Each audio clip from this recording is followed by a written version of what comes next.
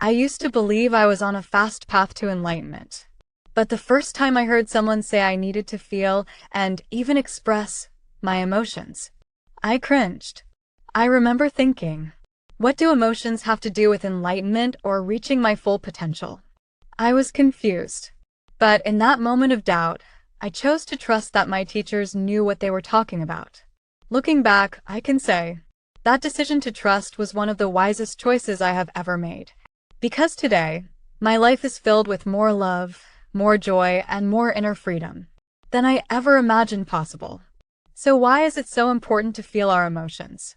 The body, in its infinite intelligence, is designed with far more subtle capabilities than we're often taught. For example, over 90% of the human genetic code has no known function in the waking state. This has puzzled scientists for decades. Why would nature, so efficient in all her processes, waste so much DNA? The answer lies in consciousness. Those blank sections of our DNA are only dormant in limited states of awareness. As consciousness expands, they begin to activate. Science is only now beginning to understand the relationship between our emotions and our DNA. Research is showing that the vibrational frequency of emotions travels through every cell of the body and can literally activate our genetic code. Emotions born of love vibrate at the highest frequency. Their shorter wavelengths cross more sections of the DNA strand as they move through it, awakening more of our dormant potential. And here's something truly amazing. Even the emotions that stem from fear, like anger, sadness, jealousy, and unworthiness, can accelerate awakening when we allow ourselves to actually feel them. You see, repressing these emotions only keeps us stuck, but when we feel them, fully and honestly, they become stepping stones on the path to freedom. In essence, the more you feel, the more you become. As we naturally move toward higher states of consciousness, something beautiful begins to happen. We start to feel more praise, more gratitude, more love in every moment. And as these higher vibrations move through our system, our DNA begins to function in truly miraculous ways. This is not something we have to force or strive to achieve. The more we tune into the universal experience of the ascendant, the more that expanded state of being begins to override the limiting energies of fear, guilt, and separation. We stop judging, and we begin allowing. We give ourselves permission to feel it all. And in doing so, we awaken the deepest parts of ourselves. So if you're wondering how to unlock your full potential, how to awaken your light, how to step into your highest self, start here. Feel, trust, allow, and let love lead the way. How do we bring more love into our lives? Love is the most powerful of all the ascending emotions. However, it can be difficult, if not impossible, to just turn on the feeling of love and then stay in that state all the time. It would be a completely different world if this were easy to do. The Ishayas teaching starts us off with the praise technique. Praise is a choice. We simply choose to appreciate the person, place, or the situation we're in, rather than criticize. What you put your attention on grows, so we simply focus on what we perceive as good or positive, or rather than what we think is bad or negative. Again, what you put your attention on grows. Don't believe what I say. Experience it for yourself. Look around you right now and look for things that you don't like and then criticize them. How does that feel? Now look around you for things that you appreciate and praise them. How does that feel? Neither choice is wrong. Just ask yourself, what experience do I want? Growing in my life, then focus on that. There is magic in praise, which you praise automatically starts getting better. For example, if a child were to create a drawing and the parents, teachers, or classmates were to criticize it, chances are the child would repress any future desires to create in that manner and therefore stop drawing. Most children stop drawing by the age of 6, for this very reason. On the other hand, when someone's efforts are praised, the next time they perform a similar act, they remember that appreciation, feel gratitude in return, and then want to put more energy into improving what was appreciated. It's like magic. What you praise starts getting better. By focusing on what we appreciate rather than what we dislike, we naturally start to feel more gratitude. This is an important step. Praise, which is a simple choice, leads to gratitude, and as a result of that simple choice, we begin to experience more love in our lives. The power of our thoughts. Every thought creates a universe instantly. It is our habitual thoughts that create the universe we currently experience. It's our choice what to think. How we make that choice determines how we will experience this adventure we call life. Let me tell you a story that illustrates the power of our thoughts. Carolyn Mace, a well-known medical intuitive, tells this beautiful story in her Energy Anatomy tape program. There was a woman who had been in a car accident. She had a near-death experience. During this experience, she found herself hovering over the car. While she was hovering over, she could hear the responses of the people in the cars backing up behind her. She could hear them saying, "Oh damn, this is just what I need," and other similar comments. Many of them were mad and cursing her for making them late. She started feeling weaker as a result of what she heard. Then she noticed that the fifth car was filled with light. It was pouring out of the top, going far up into the heavens, and then being directed directly to her. And she thought, what is that? As soon as she asked that question, she was present, and what she heard was this woman, this perfect stranger, praying for her. Busha, those prayers were instantly heard and sent. They went straight into her. What she heard this woman saying was, "I don't know who this person is, but if my prayers can help her in this moment, then I send my energy, my grace to help this person." So she took down the license plate number of that car while she was in her near-death state. She was then called back into her body because it was not her time. She was critically injured, so it took her several months to recover, but she had that license plate number. When she recovered, she showed up in this woman's doorstep with a bouquet of flowers. This woman brought a piece of heaven down to earth with just a few simple thoughts of love. This may be why some say that God is love. Whether you believe in God or not, I can't think of a better definition. This story is a powerful illustration showing how what we think affects our external universe. But what about how it affects us, our bodies, and our internal world? When we are in a mode of appreciation, the world is a lighter and most enjoyable place to be. No longer do we do battle with our external environment. This newfound acceptance for life brings about peace in our minds, joy in our hearts, and health in our bodies. This is how life is meant to be lived. Our bodies and minds function more naturally and efficiently when we are in a state of praise. This is so because praise is our natural state. In fact, praise is the natural state of everything in creation. All of creation exists to praise. It is the natural state of the universe to praise everything in creation. The rocks, the trees, the crickets are all singing glorious hymns of praise to their Creator. Those whose senses are refined enough truly know that heaven is at hand right here and now, all around us in plain view, waiting for us to open our eyes and see, to open our ears and hear, and to open our hearts and feel the infinite light of the Ascendant that is inside of you, is inside of everything, just waiting for you to recognize yourself. It takes a great deal of courage to see yourself as you truly are. Are you ready to see you? As appreciation becomes more a part of our lives, we become more aligned with the natural upward current of creation. No longer do we create stress by going against the flow of nature.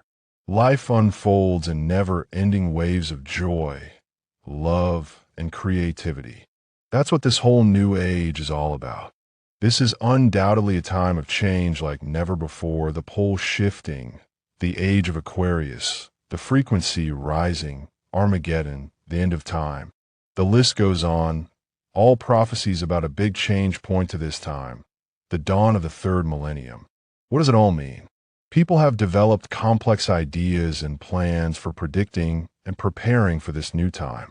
But it's really not that complicated. The natural state of the universe is love. Humanity has been going against this natural state for a long time.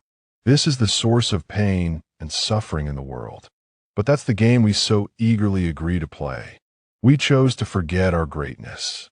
Now we are choosing to remember what the Ishayas are interested in doing is simply this, returning humanity back to its natural state, which is love through appreciation. The whole healing of the world boils down to this simple concept. How is this done? It all starts with a choice, your choice. The only lasting way to make a difference in the healing of the world is to heal yourself first. That one act of realizing your enlightenment lets more love into the world, into your family and children than any other gift you can imagine giving. No amount of money, no words of wisdom or love, no amount of hugs or toys can compare. There is no act of love greater than committing to do whatever it takes to realize your enlightened status. You can't give what you don't have. You cannot expect to rid the world of negativity when your own mind is still polluting it. Physician, heal thyself, heal yourself, and the world will be healed as a result of that, not the other way around. By your fully expressing the light of perfection in you, you free everyone else up to do the same. Don't act small, because you don't want to offend.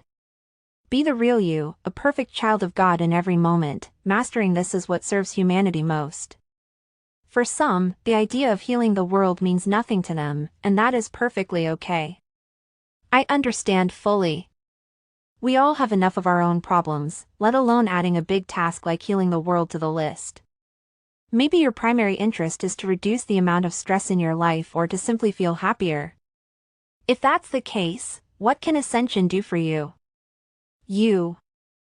Stress fogs the natural state. It is now known to be the basis for all illness, mental and physical. Stress keeps the limiting habits and addictive behavior patterns locked in place. This can make life ineffective, incomplete, and most of all, unenjoyable. Practicing Ascension not only heals the accumulated stress, it also gives you the tools to prevent stress from accumulating over time. The rest provided by sleep is simply not deep enough to remove all the fatigue, stress, and toxins from the previous day. We don't normally wake up feeling healthier and younger than the day before. What is required for ever-improving health and increased longevity is deeper rest than sleep. Ascension gives you this. You can ascend with your eyes open or closed. When ascending with your eyes closed, your body produces rest that's twice as deep as sleep. This allows the body to heal on a very deep level and removes the stress that is already in the central nervous system. This is a great boon to your health. Those who ascend regularly fall sick less often, and the intensity of their diseases lessens greatly, and those who ascend regularly for a year or more decrease their biological age by an average of 7 years. A 40-year-old, for example, has the biological age of a 33-year-old after 1 year of regular ascension. After 2 years, the average age reduction is 11 years. By ascending with your eyes open, you prevent stress from accumulating. In other words, it slows down the ongoing addition of stress to the central nervous system. Using the Ascension techniques with your eyes open provides stability throughout the typically busy and hectic days of the modern world. We are bombarded by different energies throughout the day: television, computers, driving, work, deadlines. All these things can cause stress. Being around other people can be a major source of stress. When we walk into a room and someone there is angry, we can feel it. Typically, the closer we are to people emotionally, the more apt we are to take on their stresses. Any of these situations can add stress to our nervous system if we allow it. Using the Ascension techniques with the eyes open allows us to move through the day unshaken by the ever-changing dramas of life. Ascension returns life to the present moment. This is where life is most effective and most enjoyable. No longer wasting energy on the past or the future, all of our awareness is free to create whatever is desired in the present. Finding stability in the ascendant. We are in the world, but not of it. This is not hiding or denying our creation. In fact, the opposite is true. Being in the moment means that we are facing life head-on, with the added benefit of enjoying it along the way. You don't have to wait until you are fully enlightened to start experiencing its benefits. Ascension has the effect of instantly making life more efficient and enjoyable. Your body gets the rest it needs, thereby becoming healthier. And your mind experiences the ascendant, thereby becoming still clear and peaceful. Ascension provides the tools for achieving the goal of human life, enlightenment, to live in love, perfect health, joy, and peace. All these experiences, including enlightenment, are nothing new. What is new is the speed, ease, and consistency with which the Ishaya Ascension techniques deliver this experience. This is what Ascension can do for you. The next passage is from the Enlightenment book by MSI Maharishi Sadashiva Isham. He reintroduced the Ishayas teaching to the world and established the Society for Ascension. He is the author of the 5 books written about the Ishayas' ascension, and has trained others in the privilege of sharing this teaching with the world. Stretch your mind with me. even for an instant, will be enough. Imagine for the briefest of moments that the ancient echo coming down to us from all lands and cultures is, in fact, literally true. Dream with me for just an instant that you conscious being listening to this right now. Dream that you really are born to be the master of creation. You really were created in God's own image, that all your beliefs about limitation and suffering are nothing other than a particularly cunning lie created by your own illusory ego. Where does that leave you now? Flying with the eagles, running with the lions, swimming with the dolphins, uprooting trees with the elephants. Yes, of course, and infinitely more besides, for these are among the least of the strengths in my garden.